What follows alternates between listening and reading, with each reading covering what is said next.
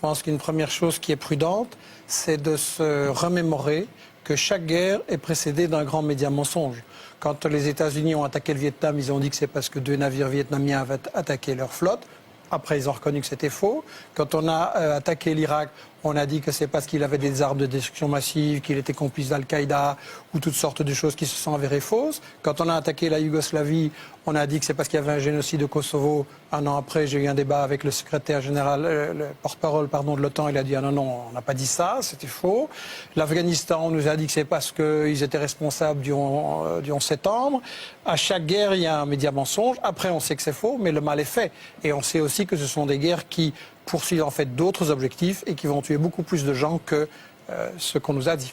Je pense que ce serait important de prendre du recul, comme on vient de le faire, de remettre ça dans un contexte.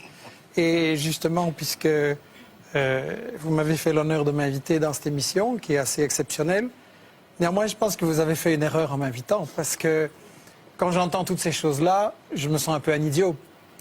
Ça fait déjà 10 fois qu'on m'explique la différence entre un bon arabe et un mauvais arabe. Et je dois être idiot parce que j'ai toujours pas compris. Quel est le critère pour l'Europe, pour les États-Unis, pour distinguer le bon arabe et le mauvais arabe? Si on songe naïvement, par exemple, c'est là où on organise des élections. Alors dans le monde arabe, il n'y en a pas beaucoup, effectivement, mais il y en a eu une. C'était en Palestine. Et qu'est-ce qu'on a fait? Le Hamas a eu 56%. Le cher président palestinien non élu ou pas réélu, qui est l'ami de l'Europe et des États-Unis, qu'est-ce qu'il a fait? Il a destitué le Premier ministre qui avait 56% et il a nommé un type qui en avait 2%. Alors là, on se dit, ça c'est un mauvais arabe, il ne respecte pas les élections. Non, c'est lui le bon arabe et ceux qu'on a bombardés, c'est les Palestiniens parce qu'ils avaient mal voté.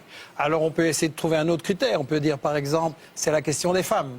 Et là, on peut dire oui, le Hamas sur la question des femmes, pas excellent. Mais je me souviens, pour avoir été en Irak, justement, pour voir les conséquences sur la population civile des bombes que votre camp avait lancées. Je me souviens qu'en Irak, il y avait peut-être beaucoup de choses qui n'allaient pas, mais il y avait une éducation et des soins de santé formidables.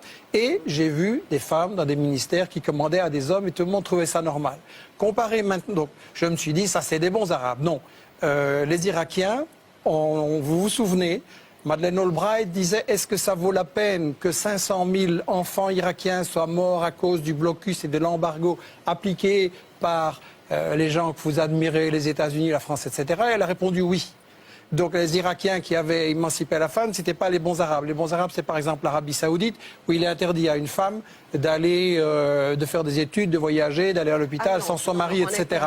Eh bien, je voudrais, mais je ne vais pas vous interrompre, mais je voudrais continuer ce point pour montrer qu'on est complètement dans l'hypocrisie et dans le 2 poids et 2 mesures. Si vous prenez un autre critère, par exemple le terrorisme, en principe, un bon arabe, ça va être quelqu'un qui ne fait pas d'attentat. Pas de chance, il y a un certain Ben Laden qui a fait des attentats contre un gouvernement en Afghanistan sur lesquels on pouvait dire des choses, mais qui avait émancipé les femmes.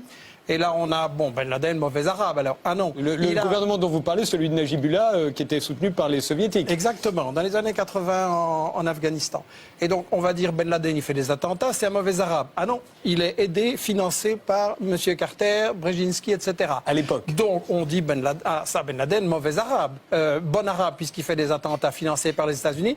Malheureusement, après, il fait les mêmes attentats contre les États-Unis. Et donc, le bon arabe devient un mauvais arabe. Et le bon arabe, finalement, dans toute cette définition, c'est l'arabe qui est à genoux, qui donne son pétrole aux États-Unis. Et celui-là, il pourra traiter les femmes en esclaves, commettre des tortures, du terrorisme. Celui-là, on lui fera rien parce qu'il dira toujours merci aux États-Unis et à M. Sarkozy. Mais là, on est dans les véritables buts de guerre de toute cette histoire-ci et de cette guerre en Libye. Un, c'est le pétrole. Il faut quand même avoir le courage de le dire. Comme en Irak, c'est une guerre pour le pétrole parce qu'il s'agit de contrôler le pétrole partout, qui rapporte énormément.